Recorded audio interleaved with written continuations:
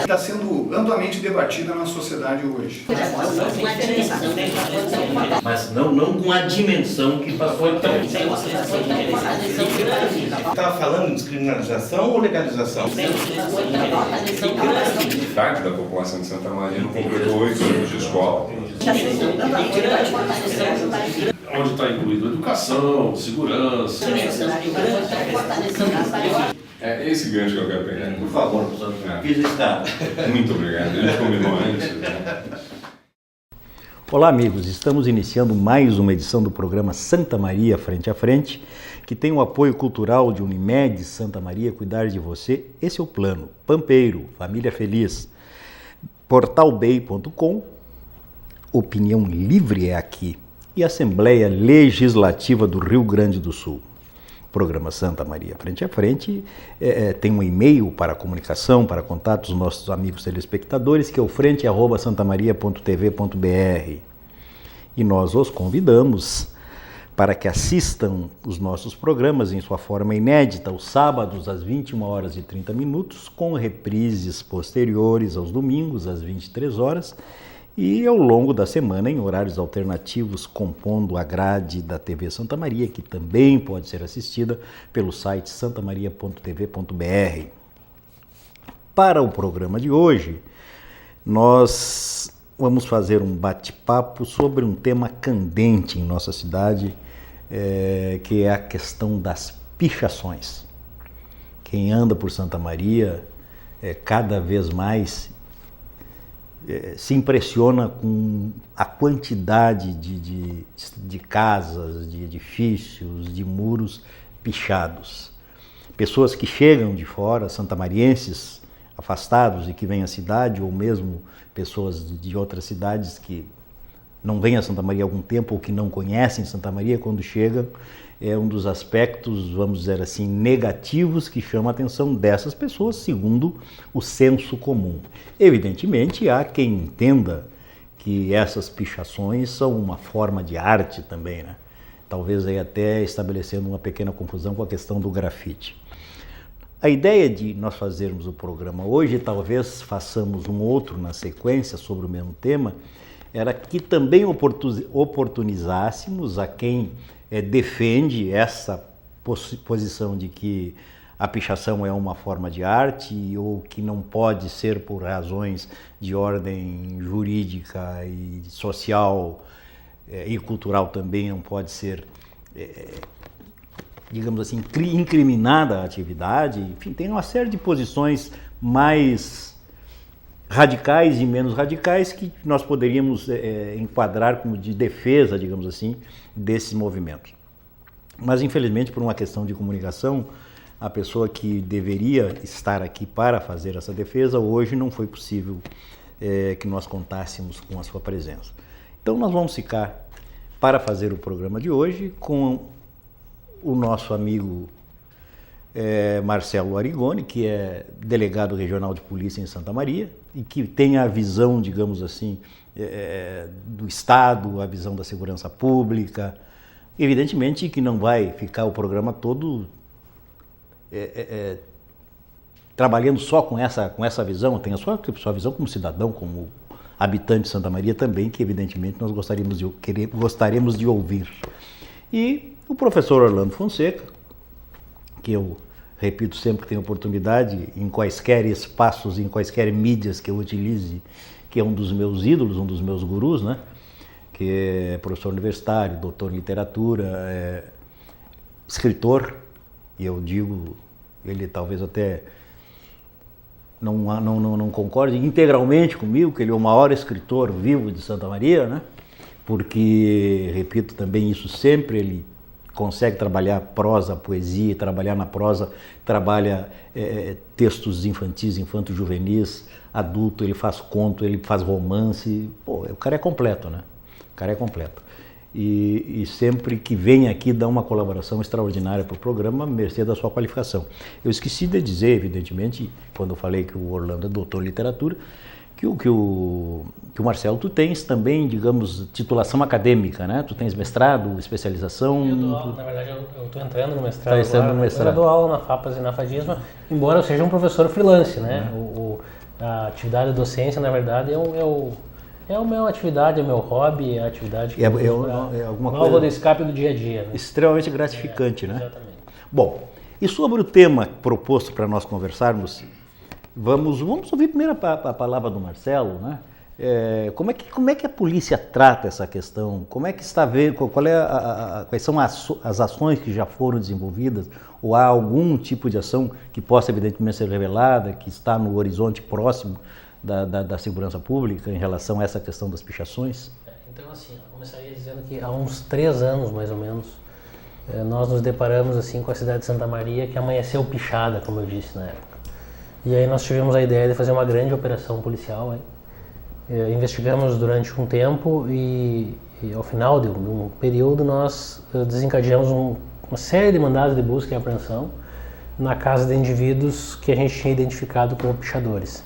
A operação policial, pelo menos sob aspecto policial, ela foi bastante exitosa, porque nós conseguimos encontrar em praticamente todos os lugares, foram dezenas de mandados de busca cumpridos, conseguimos apreender farto material, tintas, pincéis, fotos, computadores que deram o link com as redes sociais, enfim, um farto material em praticamente todos os locais que vinculavam esses indivíduos com a pichação. Diversas pessoas acabaram sendo responsabilizadas na instância policial e isso foi encaminhado ao Poder Judiciário, ao Ministério Público. Um tempo depois, nós fizemos uma nova fase dessa operação, chamamos na época Operação Restauração, se eu não me engano. Essa já há cerca de uns 2 anos atrás, mais ou menos na mesma linha, a partir da pichação do mural dos 170 e... Na época não me lembro quantos anos eram de Santa Maria, que existe ali ao lado da locomotiva. Isso, né? Foi um mural que o município gastou muito para fazer, veio um artista renomado e logo após os pichadores foram lá, né, e picharam, Cobra, né? sujaram. Exatamente, cobra. Muralista. Bom, aí nós... Na época nós dissemos que o compromisso da polícia seria de identificar a autoria e nós até para nossa surpresa conseguimos identificar, né? Fizemos uma nova operação, conseguimos, porque hoje o pichador ele é muito ousado, na verdade. Ele não basta pichar, ele quer pichar e quer mostrar para os grupos, para o grupo dele. Então eles picham, eles colocam isso na rede social, eles trocam e-mails, enfim. E hoje no ambiente virtual nada passa despercebido e nada passa sem deixar rastro. Então, naquela segunda fase, nós conseguimos novamente identificar diversos indivíduos e, novamente, nós encaminhamos isso ao Poder Judiciário, ao Ministério Público. O que ocorreu a partir daí? Com o trabalho da instância policial? Nos parece que, em vez disso, atuar como uma reprimenda e fazer com que diminuísse o número de pichação, não. Parece que isso acabou fomentando. Parece que isso deu visibilidade para os pichadores, né? Que, como eu disse, eles são muito ousados. E parece que a pichação, a partir disso, acabou se alastrando ainda mais na cidade de Santa Maria. E é o que a gente vê hoje. Então, de parte da instância policial, para nós, é crime, né? Nós temos aí pelo menos duas infrações penais que nós poderíamos, à primeira vista, já vislumbrar, que seria um crime da legislação ambiental, lá, no artigo 65, se eu não me engano, que é essa questão contra o ambiente urbano. E nós temos o crime de dano, né? Seja o dano comum ou o dano qualificado, quando é contra o patrimônio público. Então, eu começaria dizendo isso. Na instância policial, isso entra como uma ocorrência policial e o papel da polícia é trabalhar isso como uma infração penal. E daí é claro que eu vou deixar para a gente seguir a conversa, mas nós temos a certeza de que, e eu tenho dito isso há muito tempo já, a polícia é apenas um dos atores sociais, né, que trabalha nesse fato, como diversos outros, né, que sozinho não vai dar conta. Ou a polícia trabalha integrada com as outras forças, cada um fazendo o seu papel, ou nós não vamos conseguir chegar a eficácia nenhuma, que é o que ocorreu com as 2 operações policiais e é o que... Exitosa, sob o ponto de vista da identificação, mas com resultados... Eficiência policial 100%, eficácia social 0, nula. Orlando, tua primeira manifestação sobre o tema? Bem, como a minha área é a área de língua portuguesa e evidentemente que do âmbito cultural e da expressão, não há dúvida de que a pichação se trata de uma expressão, de uma forma de expressão. Mas daí a considerar uma arte tem um espaço muito longo, porque se nós formos considerar qual é o significado da produção, do prazer estético da arte, e a arte como um processo de comunicação que provoca no receptor necessariamente o prazer estético, esse é zero, porque do ponto de vista do objeto criado, gerado por um pichador na parede de um prédio, e aqui fazendo uma diferenciação necessária, com certeza o Marcelo pode adensar isso, há uma diferença entre aquela manifestação contra o aumento da passagem ou contra uma decisão política, e que há essa manifestação posta também na parede com uma determinada expressão, e esses hieróglifos, praticamente, que são pichados por grupos e que só são interpretados por quem fez ou então pelo grupo ao qual ele pertence. Isso não é... Não há um recado para a sociedade. Não há há um recado para a sociedade, é isso que eu gostaria de chegar, e aí é que entra a eficácia social necessária, do encaminhamento para além do processo punitivo policial, né, judicial. Há um recado social, isso não há dúvida, mas que isso seja arte, é isso que eu quero dizer, isso não é arte. Não é arte porque falta a parte do processo artístico, que é provocar no outro o prazer estético. Alguém que pinta um quadro com a necessária exposição do quadro para que o outro retire prazer estético disso. O poeta escreve um poema para que o outro retire prazer estético disso. Mas o pichador não produz um objeto com a sua... com o seu rabisco, com o seu traço, com as letras ou com símbolos que ele utiliza, para que isso seja provocado um prazer estético, a um prazer pessoal ou um prazer de grupo, identificado basicamente quando se lê, pelo menos na crônica policial, mas do modo geral, as pessoas que acabam não gostando disso, gangues. É uma gangue que produz um determinado rabisco na fachada de um prédio e que isso não provoca prazer algum. Pelo contrário. Mas por que isso? Porque as pessoas que moram numa cidade, num espaço urbano, gostam do seu espaço de modo que ele possa, para elas, representar, pelo seu orgulho de morar ali, pelo seu prazer de estar ali, pela sua vivência ali, a harmonia do espaço. E que envolve a fachada bem pintada, a calçada bem conservada, o seu jardim bem florido. É isso que faz com que as pessoas que moram no espaço urbano gostem do seu lugar, em qualquer lugar do mundo. Quer dizer, o mundo, pensando do ponto de vista urbano. Agora, se um grupo considera e tenha por trás intelectuais, artistas que consideram que essa manifestação ela é do espaço urbano e, portanto, não pode ser reprimida, isso não tem fundamento do ponto de vista da arte. Aí, então, entra esse outro aspecto. Bom, há um recado desse grupo para a sociedade. E isso seria interessante nós estabelecermos a relação de quem são essas pessoas, o que elas querem dizer como grupo social. Elas são excluídas realmente? E aí eu duvido muito, porque uma lata de tinta custa de 15 a 25 reais, o que não é fácil estar mantendo para produzir a sua ação, né? O pichador. Não é tão simples assim dispor de dinheiro, de tanto dinheiro, se a gente for olhar em relação ao que está toda a cidade, ao volume. Então, esse grupo social, ele se sente excluído, mas ele se coloca na condição de excluído. E ele não está falando pelo excluído social, aquele indivíduo que obrigatoriamente tem que ou pedir esmola, ou está tendo um subemprego, ou ele está em condição de vulnerabilidade social. Não me parece que seja esse o grupo, em função do que eles precisam para perpetrar a sua ação. A menos que para sustentar isso eles estejam roubando. E aí entra numa outra esfera de relações. Então, o diálogo que esse grupo tenta passar em relação à sociedade tem que ser pensado pela própria sociedade para além da questão da repressão policial, que a gente já viu que a ação policial, a sua eficácia não produziu o efeito desejado do ponto de vista de diminuir, né?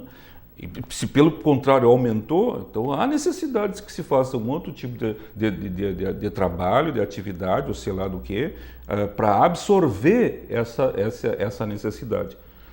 Há cidades, há lugares no país em que a promoção de eventos sociais que envolvem o gosto dessas pessoas pelo hip hop, pela dança urbana, pelo basquete de 3, né, aquele basquete basquete de rua e o grafite. Então, se essas pessoas querem se manifestar na rua e demonstrar, há a possibilidade de se fazer de uma outra esfera. Esse é um aspecto interessante, essa questão de se tentar, pelo menos, entender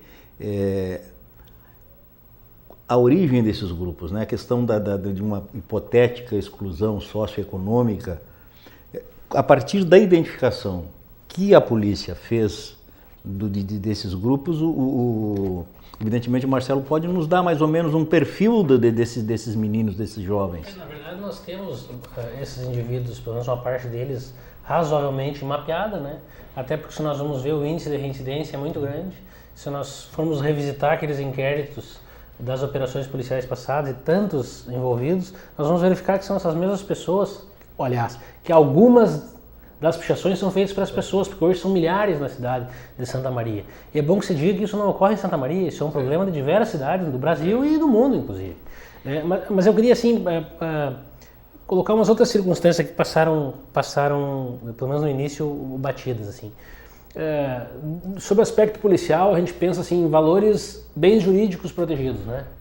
Então, o bem jurídico protegido talvez seja patrimônio das pessoas, a minha parede, o meu prédio, patrimônio público e talvez o ordenamento urbano. Então, nós teríamos lá o crime de dano, que protege essa questão do bem jurídico patrimônio, e teríamos lá uma infração ambiental na questão do ordenamento ambiental, que tem a ver com o ambiente urbano. Me tira uma dúvida, não existe uma lei específica sobre pichação que estabelece que não pode ser vendido spray para pessoas... Existe, mas não... Então, assim, sobre o aspecto da infração penal, então nós temos a legislação ambiental, essa, e temos o do crime de dano. E existe uma legislação que não é criminal, que é uma infração administrativa para quem vende aerosol, a tinta em aerosol para menor de 18 anos. Né? E é uma dificuldade muito grande de conseguir ter uma reprimenda efetiva, de fiscalizar efetivamente.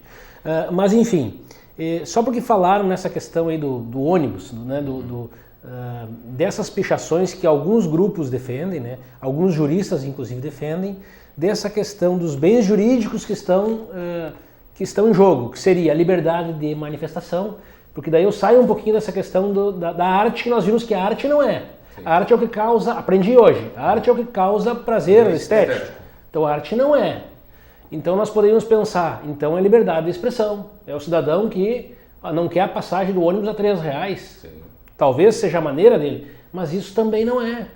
Porque aí nós teríamos liberdade de expressão, né, ponderando liberdade de expressão contra patrimônio e ordenamento. Nós teríamos que ver qual é o bem jurídico que é mais relevante. Mas também não é liberdade de expressão. Porque, como vocês disseram agora há pouco, são hieróglifos pichados que nós não conseguimos interpretar. Talvez eu até consiga, porque ali na polícia a gente teve que investigar um pouco para entender um pouco essas tribos, para poder fazer a ação policial. Mas, na verdade, são sinais que o próprio grupo apenas entende, ou que o outro grupo entende, e a única coisa que eles querem dizer é: eu posso, o meu grupo pode, é o meu grupo contra o outro, e quanto mais em cima eu pichar, mais ousado, mais poderoso eu sou. Então não é o interesse do coletivo, né? É o interesse individual daquele indivíduo e daquele grupo. Então cada vez mais a gente tem a certeza de que é uma infração sim, e que nós, comunidade, temos que nos unir, né? Porque a Polícia Civil sozinha não consegue, temos que nos unir e achar uma maneira de dar uma reprimenda efetiva para isso. Porque isso não nos diz nada, isso suja a nossa cidade. E eu diria assim, seguidamente eu tenho pessoas que me procuram na delegacia. Seguidamente, delegado, eu não sei mais o que fazer, eu já pichei minha casa já pintei 2 ou 3 vezes, eles vêm e picham de novo. Tem gente que chora quando vem na delegacia. Já chora, gastei 10 mil já 3 vezes. E a gente vê e fica frustrado por saber que hoje as penas, né, e daí eu vou falar em crime, vou falar em infração, são pequenas, é cesta básica, quem sabe deixamos para o próximo bloco. Nós precisamos fazer um intervalo e já retornamos. É esse gancho que eu quero pegar. Por favor, professor. Fiz está. Muito obrigado. A gente combinou antes. Né? A revolução em design e tecnologia já chegou na Pampeiro. Chegou o Up, o subcompacto da Volkswagen, produzido no Brasil por quem gosta de ousar. Tudo nele é Up. Venha conhecer toda a segurança, potência e economia deste modelo. Passe na Pampeiro e faça um test drive no novo subcompacto da Volkswagen. Conheça o Up, um carro planejado especialmente para o seu jeito de ser, está esperando por você na Pampeiro. Centro de Valorização da Vida Bom Dia, estou aqui para lhe ouvir. Os voluntários do CVV Santa Maria prestam um serviço de apoio emocional gratuito e sigiloso a todos que desejarem compartilhar seus sentimentos. Cuidar de cada detalhe, esse é o plano. Transformar um sonho distante em seu próximo destino, esse é o plano. Cuidar hoje do amanhã, esse é o plano. Envelhecer sem ficar velho, esse é o plano. Conseguir almoçar em casa, esse é o plano. A Unimed sabe que seus planos são importantes para a sua vida e se cuidar é a maneira de você realizar cada um deles. Cuidar de você, esse é o plano. Unimed. Por favor, professor. Fiz está. Muito obrigado. A gente combinou antes. Né? Estamos de volta com o programa Santa Maria Frente a Frente, que tem o apoio cultural de Unimed Santa Maria. Cuidar de você, esse é o plano.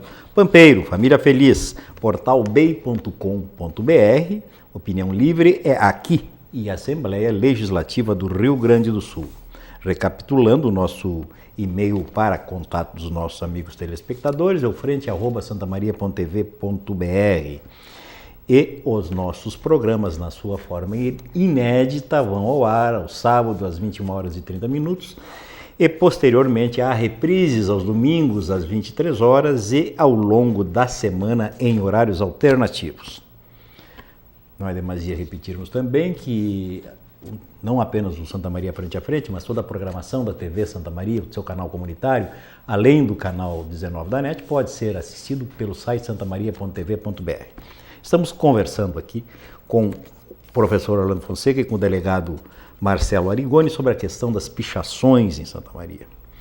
E no final do primeiro bloco, o Marcelo fazia alguns esclarecimentos e eu antes de querer retomar a palavra, eu gostaria de fazer uma observação apenas. Quando eu perguntei para o Orlando se não se tratava de um recado à sociedade, o Orlando disse que é um recado à sociedade de alguma forma.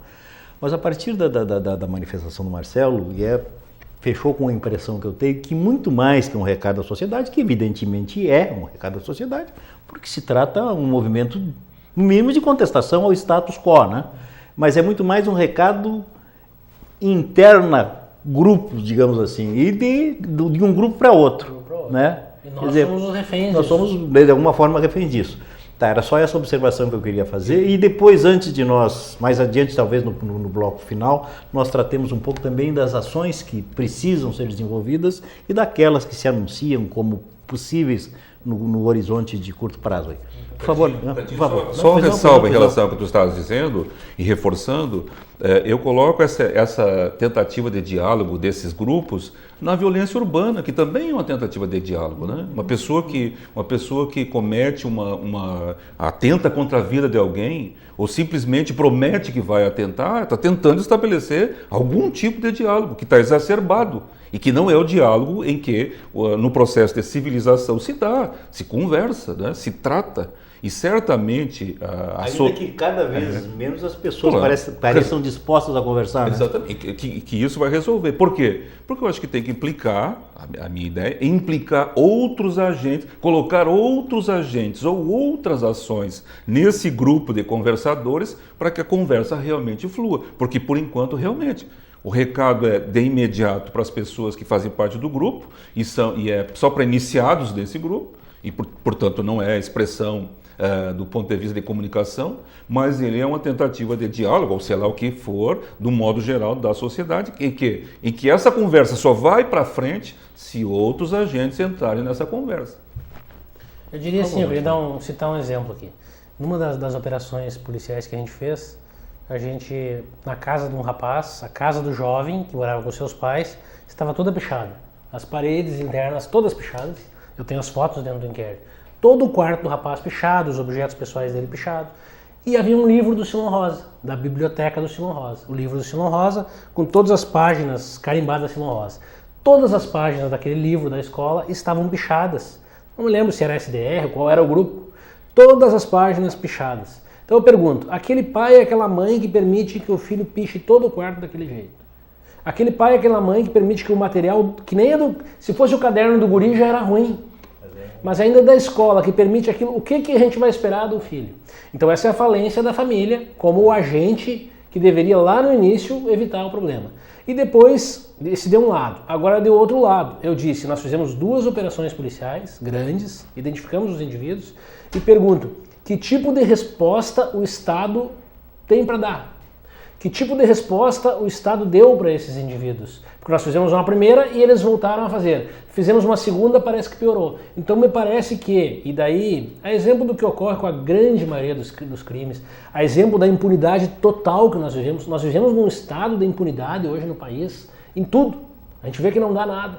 E essa é a questão com relação a essa grande maioria de adolescentes, né? Existem alguns adultos jovens também, que o Estado não tem condição de dar uma reprimenda efetiva que venha a agir como prevenção, né? Porque o direito penal ele tem esse viés de prevenção. Uma das funções da pena é prevenção geral. Não vou praticar porque poderei ser, entre aspas, preso. Então o Estado não tem aptidão para dar uma resposta. Uma sensação de impunidade que graças às pessoas se sentem à vontade para fazer o que lhe der na telha. Absoluta. Né? E aí, o que acontece? Jogam sempre em cima da polícia. A polícia não faz nada, a polícia não prende.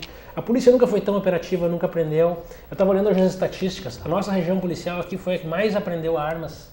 Né? Hoje eu tive acesso a esse dado, no ano que passou. No ano passado, o DEFREC Santa Maria prendeu 10 vezes mais drogas do que no ano anterior. 10 vezes mais. Então, assim, as polícias nunca foram tão operativas. Eficiência policial, mas eficácia social zero. Porque nós precisamos, daí é o que o senhor dizia agora há pouco, precisamos de outros agentes, outros atores sociais trabalhando junto, a começar pela família. E aí é o que nós vamos pensar, talvez, quais as soluções, que vai ficar talvez para o último bloco, né? Agora a gente vê que parece que o GGI está entrando nessa luta aí, a Prefeitura Municipal, capitaneando todas as outras forças. Me parece que está começando a querer haver uma concertação de forças que venha se somar à força policial, para que aí sim a gente possa tentar encaminhar a solução do problema para médio, talvez longo prazo. A minha dúvida permanece. Não são basicamente compostos por excluídos do ponto de vista econômico, os membros desses grupos que pelo menos identificados pela polícia. Dos 12 aos 25 anos, a grande maioria, classe média, média baixa, né? Esse é o perfil médio. Orlando? Então a gente volta para uma questão que é da vida em sociedade. Né? A defesa que alguns fazem em relação à pichação se dá no sentido exatamente disso. Eu não posso tolher a liberdade de expressão. Eu lembro de que houve, pelo menos no Facebook, eu não estava em Santa Maria, só vi na rede social a discussão a respeito de um texto que foi publicado num jornal em Santa Maria, de alguém chamando isso de a arte rupestre contemporânea. O que me parece bastante sofisma, porque a arte rupestre, ela se dá no momento do processo da construção do homem, do ser humano, em que não havia noção de liberdade, não havia noção de propriedade e sequer havia noção de arte. O homem, o ser humano que vivia nessa época, ele fazia desenhos, símbolos, nós nem sabemos se havia linguagem, se havia palavra, e ele fazia esses símbolos porque ele vivia um mundo mágico. Né? O mundo do mito, e ele acreditava que desenhando um determinado animal, ele ia conseguir caçar esse animal. Ele desenhando determinada cena da natureza, aquilo ia ser favorável para ele em relação à vida que ele tinha. Quer dizer, considerar como arte rupestre seria como regredir ao estado de natureza e tal. Exatamente, da liberdade natural. Nós não vivemos liberdade natural, nós vivemos uma liberdade que ela está regrada, né? Quer dizer, o mundo da civilização, o mundo da polis, né? Esse mundo em que os gregos nos legaram um código bastante bem estabelecido de como deve ser essa vida republicana, estabelece que para viver numa sociedade, e as pessoas que defendem a liberdade de expressão, que veio do iluminismo, século XVIII, entre 17 e 18, especialmente 18, esquece que também lá no século XVIII se construiu o contrato social. Ou seja, quer viver em sociedade? Para viver em sociedade precisa estabelecer que a regra... Naquele espaço da arte rupestre, sequer havia ideia de propriedade, portanto, riscar em qualquer parede da caverna ou qualquer outro ambiente, uma rocha, né? Não havia, ele não estava transgredindo nada. Agora, o contrato social estabelece, quer viver em sociedade, a primeira coisa que está lá no contrato, uma das primeiras que está no contrato que o Rousseau escreveu, é a propriedade, o direito à propriedade. Ele também estabelece o direito à liberdade, mas a liberdade de acordo com o respeito aos demais. A gente sabe, quer dizer, o direito à propriedade não é um direito absoluto que se sobrepõe aos demais, mas na verdade, é tudo em prol do coletivo. Mas na propriedade é para que a gente possa progredir, para que a sociedade... Né? E aí é que entra o outro aspecto da arte. A arte é solidária, porque ela é altruísta por natureza. Na constituição de um objeto artístico está uma concepção de altruísmo. Eu faço para o outro. Quem faz um poema e guarda na sua gaveta não está fazendo um objeto de arte. Esse é um egoísta. É um egoísta. Ele escreve um poema e guarda na sua gaveta. Isso não é arte. A arte é ele pegar esse mesmo poema e expor aos olhos de todos. Quanto mais de todos, melhor, que é a vocação da universalidade. Se eu escrevo só para mim ou para o meu grupo, eu não estou querendo que a minha arte seja universal. Então, a liberdade de expressão ela está perfeitamente regrada nesse mundo. Eu não posso dizer, e até eu não tive oportunidade no momento em que esse debate se deu, do Charlie Hebdo, né? Eu posso ser livre para criticar a religião que eu quiser, mas eu vou sofrer o reflexo disso. Alguém que não gostar disso, ele vai manifestar sua liberdade. Não precisa matar. Sim, evidente. Mas vai tem que ser no plano das ideias. Exatamente. Mas, da mesma forma em que eu estabeleço que o meu direito de achacar quem eu quiser e tirar sarro de quem eu quiser, não pode. Ele também deve ser pensado. Por quê? Porque eu posso morrer e eu posso pôr em risco a vida de muitas pessoas. Porque se eu disser coisas que desagradam um grupo, esse grupo pode vir me atacar e acabar atingindo vários outros. Então, a vida em sociedade, ela estabelece que a liberdade de expressão não significa liberdade a qualquer preço. Então não é possível defender dessa maneira. E da mesma forma, se eu quero me expressar, eu vou utilizar os recursos que estão a mim dispostos, estão disponibilizados, né, nessa vida, nessa relação com a vida em sociedade. Então, eu não posso invadir um prédio, pular um muro, ou então ir numa casa e fazer a pichação. Da mesma forma que eu não posso pichar um monumento. Um monumento, por quê? Porque o monumento ele glorifica uma determinada personalidade, que pode ser que para todos não seja uma figura benquista, mas haverá um grupo que cultua. Exatamente. Ou seja, tem uma história. E se eu estou atacando essa história, eu também estou atacando a vida dessa sociedade. E além de tudo é um bem público no caso de um monumento. E aí entra na questão do patrimônio, mas eu não entraria nem nessa questão, porque isso está na lei.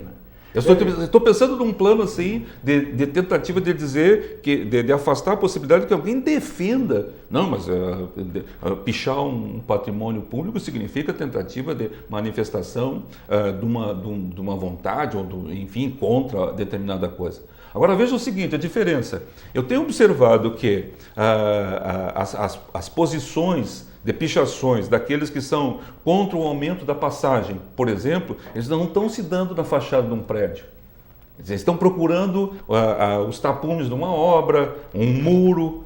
Por quê? Porque essa entidade que normalmente esses grupos estão associados, é ela que está lutando, ela está perfeitamente tipificada e pode ser imputada criminalmente. Então eu vejo que isso também está acontecendo, que essas manifestações que têm cunho político e que está definida pela conjuntura, por determinadas situações da conjuntura, elas também estão procurando se adequar a um outro modelo. E é bom que você diga assim, que hoje a gente vive num mundo de liberdades tão grandes hoje que a gente tem tanto lugar para se manifestar, né?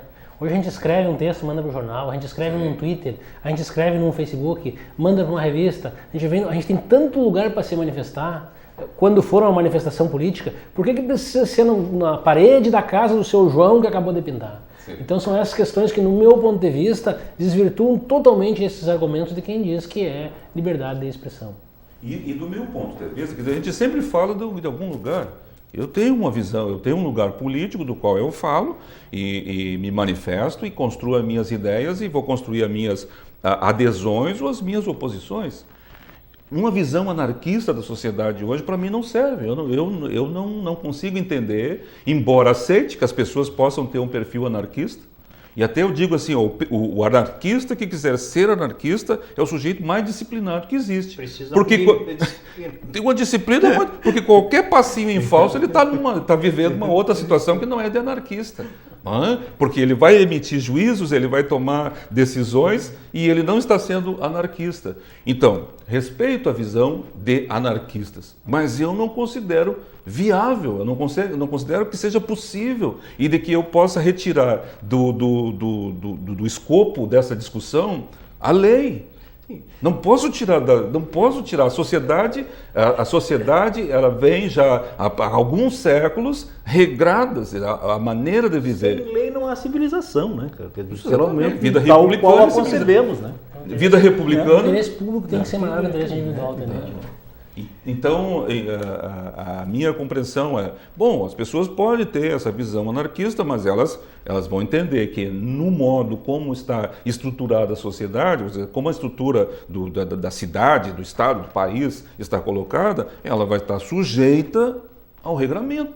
Se ela quer ser anarquista ideologicamente, até pode defender a sua posição, mas ela vai responder da mesma forma do que os que não são anarquistas. Então, a única hipótese de pensar em que se fosse permitido que qualquer coisa fosse feita é que partisse de uma determinada ideologia como essa. Mas, mesmo se fosse essa, como nós estamos numa sociedade que tem uma Constituição, tem um Código Civil, tem um Código de Leis, na cidade tem um Código de Posturas, tudo isso significa regramento da vida republicana e democrática. Então, a única hipótese de que as coisas mudem é dentro da visão democrática das relações. Muito bem. Nós precisamos fazer mais um intervalo e já retornamos. É esse gancho que eu quero pegar. Por favor, professor, fiz estar. Muito obrigado. A gente combinou antes. Né? Cuidar de cada detalhe, esse é o plano. Transformar um sonho distante em seu próximo destino. Esse é o plano. Cuidar hoje do amanhã. Esse é o plano. Envelhecer sem ficar velho. Esse é o plano. Conseguir almoçar em casa. Esse é o plano. A Unimed sabe que seus planos são importantes para a sua vida. E se cuidar é a maneira de você realizar cada um deles. Cuidar de você. Esse é o plano. Unimed. A revolução em design e tecnologia já chegou na Pampeiro. Chegou o Up, o subcompacto da Volkswagen, produzido no Brasil por quem gosta de ousar. Tudo nele é Up. Venha conhecer toda a segurança, potência e economia deste modelo. Passe na Pampeiro e faça um test drive no novo subcompacto da Volkswagen. Conheça o Up, um carro planejado especialmente para o seu jeito de ser, está esperando por você na Pampeiro. Fiz estar. Muito obrigado. A gente combinou antes. Né? Estamos de volta com o programa Santa Maria Frente a Frente, que tem a parceria fundamental, o apoio cultural de Unimed Santa Maria, cuidar de você. Esse é o plano. Pampeiro, família feliz. Portalbay.com.br, opinião livre é aqui. E Assembleia Legislativa do Rio Grande do Sul. Esse é o último bloco desta edição do programa, em que estamos conversando com os doutos Orlando Fonseca e Marcelo Arigoni sobre o mote inicial de pichações, e aí se permite, o programa tem essa característica e os debatedores são qualificados o suficiente para isso, tergiversar um pouco sobre temas que, né, atinentes ao mote central, mas que necessariamente não é aquela coisa encaixotada que a gente vê em alguns programas de debate, especialmente nos veículos tradicionais. Eu queria dar um testemunho. Por favor, por favor. Eu tenho viajado em função da minha atividade literária, meus livros, eu circulo em escolas, especialmente escolas do interior, em cidades assim como Alpestre, que foi uma das cidades que eu fui ano passado, e agora em seguida eu vou em abril, em Ajuricaba. São cidades pequenas. Mas o que me chama a atenção, quando eu chego nessas cidades, é que elas são limpas e que não tem pichação. Então, o que essas pessoas conseguem fazer nesses lugares? E não por acaso, eu estou ali a convite ou da Secretaria de Educação do município, ou num projeto do Instituto Estadual do Livro, ou da minha editora, em que as professoras estão ali trabalhando com alunos, com crianças, ou com adolescentes do ensino médio, em projetos de leitura. Quer dizer, mesmo que nesses lugares hoje a gurizada está lá com o seu smartphone, tem o seu tablet, o seu computador, eles estão ligados, mesmo estando no interior, estão conectados e com a tecnologia, mas eles estão lendo. E às vezes são projetos que já são, eu estou lá na 10ª edição, 15ª edição daquele projeto lá, em que a comunidade está preocupada em fazer com que aquela juventude esteja associada a um projeto que é ler um livro, e aí a partir do livro fazer uma peça de teatro, fazer uma maquete, enfim, várias coisas. Até hip hop eles fazem a partir do livro, pegam o tema ali. Então eu vejo que há uma situação ainda nesses lugares e que poderiam ser multiplicados. Eu sei que Santa Maria é uma cidade muito maior, uma cidade muito grande, mas são projetos como esse e de envolvimento da comunidade com a escola, portanto pais. Em muitas dessas eu faço palestra de manhã para alunos, de tarde e de noite eu faço palestra para os pais sobre a importância da leitura. Então, isso é um exemplo. Existem inúmeras possibilidades que poderiam ser no sentido assim, bom, se eu chego naquela cidade eu não enxergo pichação em lugar nenhum, e eu vou lá porque tem um projeto, bom, isso tem que ter uma conexão, isso é uma conexão. Eu acho que é um bom início para esse nosso último bloco, no sentido de nós encaminharmos ideias, enfim, sugestões, ou a partir até da experiência do Marcelo no GGI, vamos explicar para o nosso telespectador exatamente o que é isso, né? Por favor. Eu começaria dizendo assim, que é óbvio que a família está falhando, né? Sim. É óbvio que a família está falhando. É uma irresponsável delegação de competência para a escola educar. A escola está lá para auxiliar, mas essa educação que a família, pelo menos tal qual nós concebemos, deva produzir, não existe mais. Não é em vão, né, que o Rousseau coloca, um dos primeiros itens desse contrato social é a estrutura familiar, que começa ali. Então, como eu disse, não serve só para pichação, serve para quase tudo que a gente está vendo em violência no mundo contemporâneo, inclusive drogas, homicídios, tudo. A família está falhando e quando ela entrega o guri para a escola já não consegue mais. A escola está falhando sim, está falhando porque o professor ganha pouco, porque a estrutura é ruim, por uma série de circunstâncias, mas principalmente porque a família já não está funcionando lá e está entregando já a criança ou o adolescente já mais ou menos desviado e a escola já não consegue mais. E depois a escola não conseguindo, infelizmente ele vai vir a ser meu cliente. Vai acabar na polícia. Mas enfim, o que a gente está vendo de luz no fim do túnel? Nós temos um órgão em Santa Maria e em diversas cidades do mesmo porte chamado GGIM, Gabinete de Gestão Integrada Municipal. Eu tenho dito há muito tempo já que a Polícia Civil pode fazer o seu papel da melhor maneira possível e ela sempre será paliativo. A polícia enxuga sempre o gelo, porque não é a polícia que resolve ao final. Especialmente nesse mundo moderno, complexo, dessa complexidade de relações, de trânsito infartado, de violência, de drogas que estão aí, né? A gente não pode desconhecer que elas estão aí, do álcool que está aí batendo na nossa porta, dos nossos adolescentes. Essa complexidade do mundo moderno faz com que a polícia hoje ela seja apenas um coadjuvante. Nós precisamos de todas as outras forças sociais trabalhando em conjunto, sob pena da polícia ir lá e elucidar 90% dos homicídios e seguirem matando, porque no antes está falhando ou no depois está falhando. Mas enfim, o GGI é uma luz no fim do túnel, porque o Gabinete de Gestão Integrada, ele é capitaneado pelo município, né? O prefeito senta como coordenador do GGI e na mesa redonda sentam todas as forças sociais. Então senta a Polícia Civil, senta a Polícia Federal, senta a Brigada Militar, a Polícia Rodoviária e outras instâncias todas que têm alguma força no município.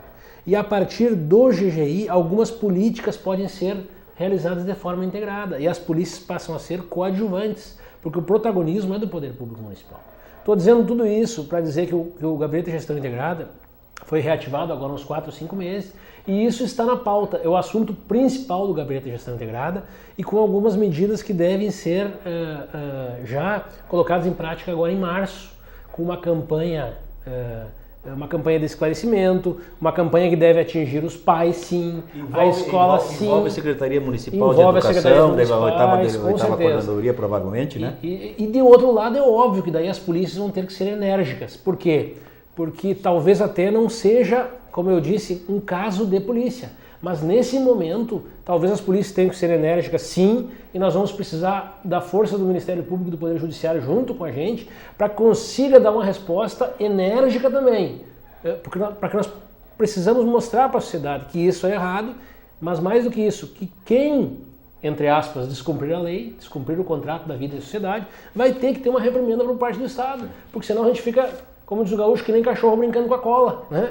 A gente fica fazendo papel de bobo, a polícia vai lá, faz o trabalho, gasta, perde tempo e depois não consegue ter uma reprimenda por parte do judiciário. Então nos parece que agora em março vai sair alguma coisa por conta do Poder Público Municipal e a Polícia Civil vai ser um dos coadjuvantes, provavelmente com essa ação policial que vai apontar, vai aprender, vai mostrar quem é, mas que essa ação policial ela é meio e não um fim em si. Há quem diga que, digamos, esse tipo de ação, como essa campanha que deverá ser deflagrada, que seria um desperdício de recursos públicos e de energia no poder público, quando há questões mais graves para resolver. Me disseram hoje à tarde, para que fazer uma campanha para proteger a propriedade privada quando há gente passando fome, quando tem gente que come lixo na frente da minha casa? O que vocês pensam disso? Eu acho que pelo que já foi dito... Mas na verdade, num contexto todo, né? Hoje o guri picha e não dá nada. Sim, amanhã ele furta e não dá nada. Depois amanhã ele está assaltando e não dá nada. E depois ele está fazendo 52 homicídios em Santa Maria e grande maioria deles estão soltos. E a grande maioria dos que já mataram 1, 2, 3 vezes estão soltos e amanhã depois eles vão ser vítimas de homicídios também. Essa coisa da leniência com uma pequena infração, com um pequeno delito, né? Evidentemente que nem todos aqueles que infringem as regras vão se transformar em criminosos. Mas certamente os criminosos passaram por esse processo inicial. A porta está aberta ali. Tá certo. Não, e assim, eu acho que uma coisa não justifica a outra, né? Eu acho que tem que fazer todas as ações e não significa que ao despender mais energia e mais recursos públicos para colocar essa ação em prática, significa que tem que abandonar a outra. Dizer, tem uma pessoa na frente da minha casa pegando lixo, comida do lixo. Por que eu não pego aquilo que está sobrando na minha casa? Não vou lá e dizer, não pega do lixo, pega daqui. Ou seja, as pessoas elas acham que o Estado tem que fazer, resolva determinadas coisas que elas mesmas não são solidárias para resolver. Eu acho que está no outro a responsabilidade de fazer. Eu vi uma charge hoje que diz assim, são 2 quadrinhos desenhados, né? Então diz assim, quem quer mudança? Aí todo mundo levanta a mão. Todos levantam, todos querem mudança. Aí no outro quadro diz, quem vai começar mudando? Ninguém levanta a mão. Então as pessoas querem, as pessoas esperam do outro, esperam do Estado, mas as pessoas não fazem o seu papel. E só para fechar, a própria Constituição Federal diz assim, segurança pública é dever do Estado, mas responsabilidade de todos. Cada um de nós tem um papelzinho, o empresário tem, o professor tem, o pai tem, todos. Ou a gente trabalha juntos, ou a Polícia Civil aqui não vai conseguir sozinha. E nessa situação, eu lembro de ter lido na lei dessa da pichação que diz que o comerciante tem que anotar o nome de quem compra. Então, quer dizer, a fiscalização, né, quem fiscaliza isso, poderia ver isso se está sendo cumprida essa parte, porque pelo menos estabelece um outro tipo de relação com o comprador. Alguém fornece. Mas tu entende? Se disser assim, não, deixa assim, não anota aí. Mas é uma das situações que está colocada lá, eu acho que faz sentido anotar para saber quem é que está comprando. Porque, a meu juízo, existem fornecedores, pessoas que fornecem para esses grupos. Não são os grupos que juntam dinheiro para fazer isso. Então é possível ir buscar de uma outra maneira coibir. E evidentemente que além da família e da escola, os trabalhos que devem ser feitos nesse sentido, é possível que nessas ações tenha para buscar dessas pessoas se eles querem se manifestar publicamente, que eles se manifestem de outra maneira e que existem outras maneiras, o que está disponível no mobiliário urbano ou no que for, porque eles querem mostrar realmente publicamente isso, né? E existem projetos que podem ser copiados para cá, porque se nós pensarmos assim, os gêmeos em São Paulo, que são considerados no mundo inteiro como artistas, eles começaram pichando e depois foram para a arte urbana. Basquiat é um artista hoje reconhecido no mundo inteiro, né, por uma arte que passou da pichação para o grafite, para a arte urbana, a arte muralista urbana.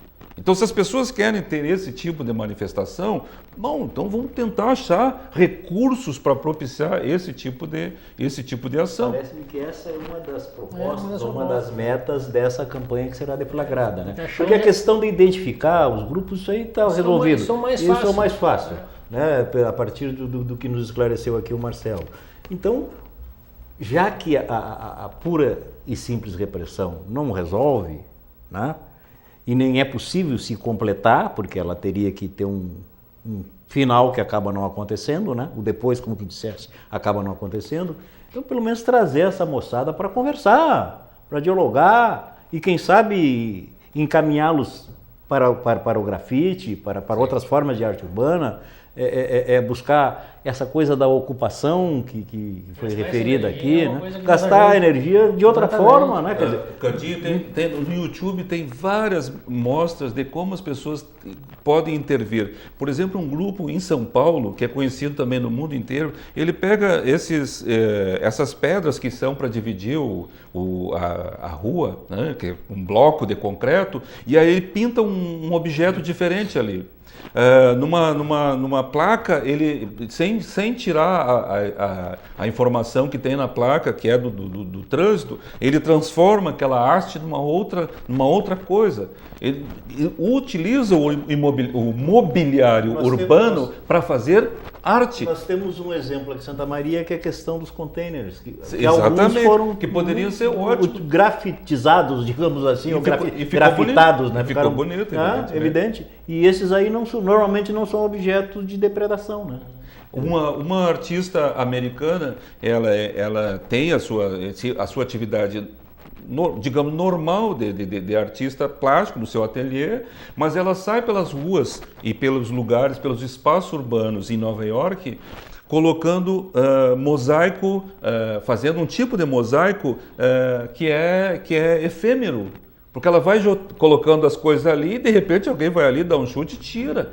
Mas pode ser que alguém ache aquela coisa, ela diz, olhando para aqui, vê um objeto colorido em numa outra circunstância, numa situação que não é própria daquele objeto artístico naquele lugar. E que ela está intervindo. E, inclusive, em algumas situações, ela diz que ela entra em lugares em que é proibido entrar.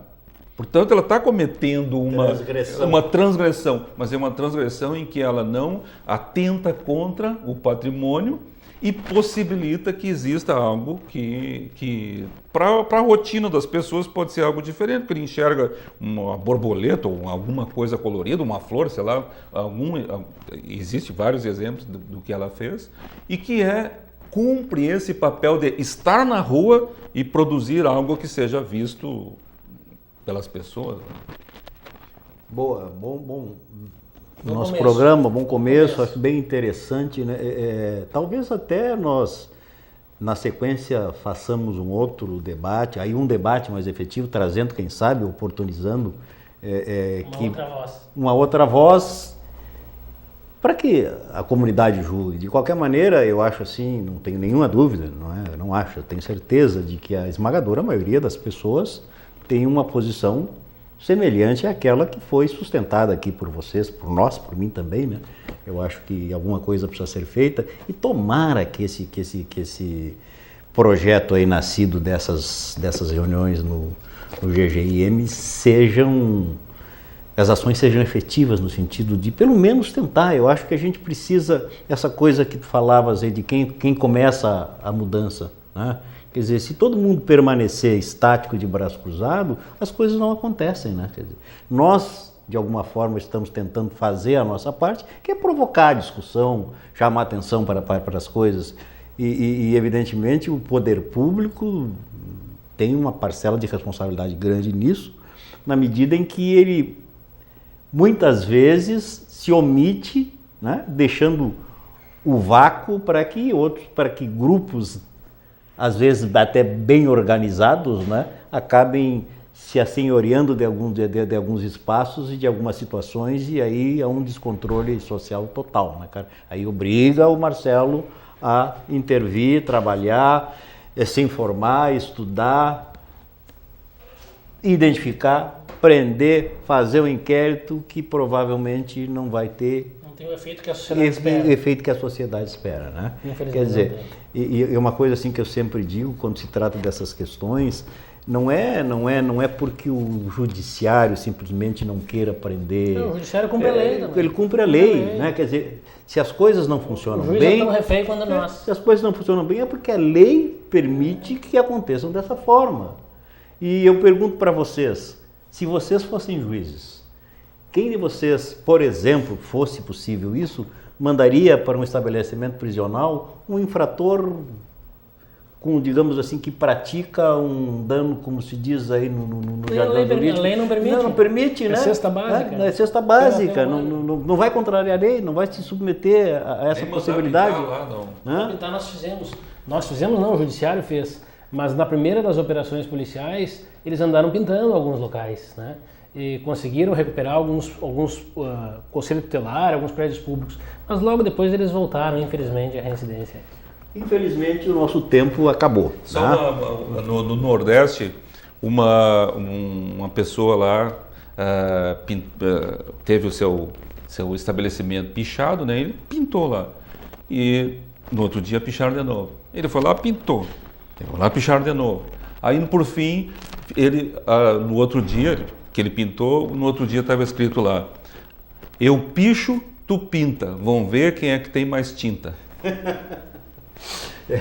Com essa pérola nós vamos encerrar o Santa Maria Frente a Frente dessa edição. Agradecer a presença e a participação brilhantes do Marcelo e do Orlando.